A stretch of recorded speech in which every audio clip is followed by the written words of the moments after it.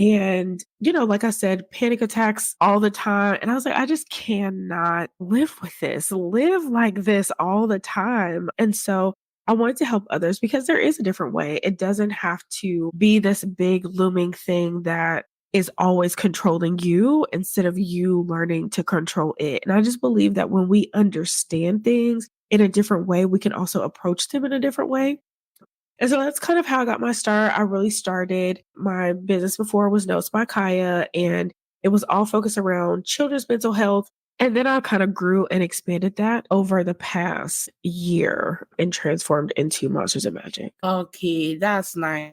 That's great. Yeah. And with your story about like how parents can tell children to do, like there are certain things they say to like youth or children which really goes into them, really harms them. Yeah. So I feel like the experience, I feel how you have gone through those challenges and overcome it. But today's episode, we want to learn more about mindsets. So, what does it mean to have the mindset of flow when it comes to creating habits? Yeah. So the mindset of flow is one, listening to your body and what it needs, not just getting caught up in what society is telling you that you need to be doing at this certain point in time, but what is really good for me. We're kind of taught to rush, rush, rush everything. Like, we have these ideas that by 30, I should be married, have kids, own a home, be making like all of this money when everyone's life path is different and it may not happen at 30 for some people. For some people, they're 22 and already millionaires. You know what I mean? So, and for other people, you might be 60 when life kind of turns around. Now, I think that you can do things in between to make it kind of happen more in the time frame that you desire. However, there are also things that are out of our control that when we try to control them or try to rush them, it just doesn't work very well. And it creates a lot of anxiety a lot of times when we're like, oh my gosh, I'm almost 30 and I'm not married. And it's like, so what? Like it's okay Yeah. to be good with where your life is now. And when it comes to creating healthy habits and habits in your life, it's okay, what do I feel best about? How do I feel good about starting my day? What actually helps me get the absolute most out of my day, my life, really, without constantly pushing myself for more and more and more and more and more, and I can't really stay in the moment. Yeah, that's great. So how do you come into the realization that whatever the society has said to you, whatever the your external environment is showing you the clue, you should give a stop to it and just have the flow mindset. When should you start doing that? I think you should start doing it as soon as possible. Like, it's just gonna be so much better for you. It's gonna make everything that you're trying to do so much easier. And that sense of urgency and rush is just because we want more, right? It's like, I know that there is more for me. And that is absolutely true. But when you're coming from a place of, hey, but I have to get it and I have to have it all right now, you miss a lot of those lessons that you actually need to get to where you're going. Okay, now we know that we have to flow with whatever the body communicates with us. How can we differ that from the sense of urgency? This one is urgent. Maybe someone, let's say someone has the habit of smoking, and because of the flow of the body still needs more. So could you differentiate that? Oh, then I have to go for urgency and stop smoking.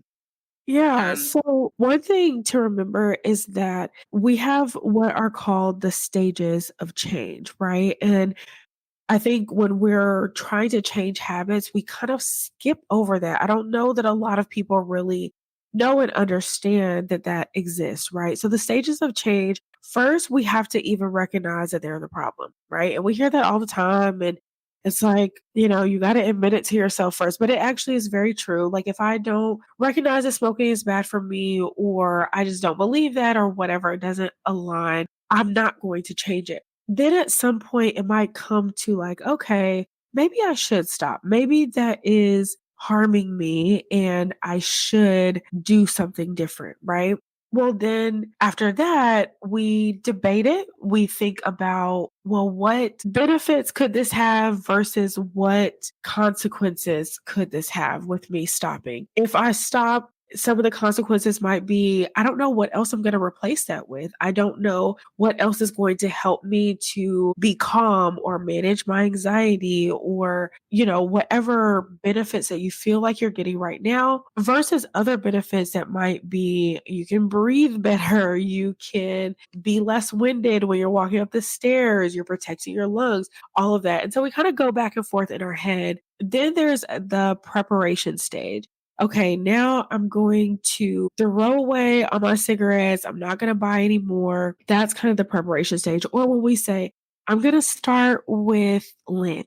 At Lent, I'm going to do this different. Or at the beginning of the year, that's when I'm going to start. That's all part of preparation. Then we get to actually starting the change, right? And we start building these habits. Okay, I feel good. I'm not smoking.